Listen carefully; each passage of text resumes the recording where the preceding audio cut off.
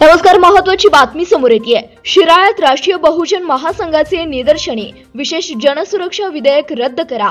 सर्वसामान्य नागरिक, मानवाधिकारी कार्यकर्ते, कामगार, पत्रकार, पर्यावरण प्रेमी, विद्यार्थी, युवक, शेतकरी, वकील, वंचित समूह, शिक्षक, नागरिक, लोकशाही अधिकारी करिता झगडणारे कार्यकर्ते व जनतेच्या मूलभूत अधिकाऱ्यांवर गदा आणणारे महाराष्ट्र विशेष सार्वजनिक जनसुरक्षा विधेयक 2024 रद्द करा।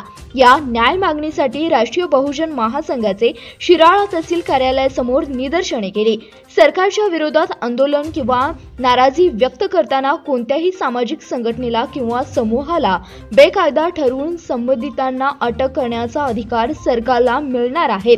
या विधेयकाच्या मसुद्यात म्हटल्याप्रमाणे कोणतीही संघटना ही बेकायदेशीर संघटना आहे किंवा तशी ती झालेली आहे असे शासनाचे मत असेल तर त्यास अशी संघटना बेकायदेशीर संघटना असल्याचं शासकीय राजपत्रातील अधिसूचनेद्वारे घोषित करता येईल। हे विधेयक सार्वजनिक सुरक्षेबद्दल नाही, ते दडपशाही आणि हुकुमशाहीचे एक साधन आहे।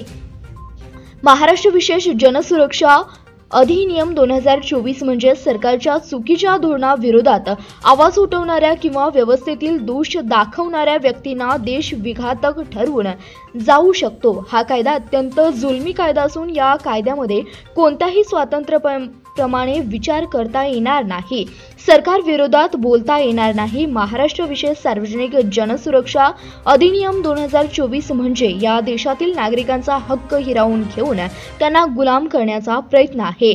महाराष्ट्र विशेष सार्वजनिक जनसुरक्षा अधिनियम 2024 हे जनतेच्या सुरक्षिततेचे नसून सरकारच्या सुरक्षिततेचे आहे। हे विधेयक थेट लोकशाही स्वातंत्र्यांना कमकुवत असेल, लोकशाही आणि नागरिक स्वातंत्र्यासाठी मोठा धोका ठरणार असून असंविधानिक विधेयक महाराष्ट्र सरकारने तात्काळ मागे घ्यावे। या आंदोलनावेळी राष्ट्रीय बहुजन महासंघाचे अध्यक्ष राजू सोरटे, जिल्हाध्यक्ष दयानंद शिवजातक, अमर काळे, प्रदीप माने, रोहित महिंद, मारुती सातपुते, सुरेश कांबळे, सुधीर कांबळे, किरण माने, सतीश काळे, सुनील घोलपे, शरद कांबळे, प्रकाश पाटील, शुभंग साखरे, नानासाहेब कांबळे, पोपट बनसोडे, विद्रोती कवी पी.के. पांडुरंग कांबळे, रामचंद्र कांबळे, सुशांत कांबळे हे उपस्थित होते।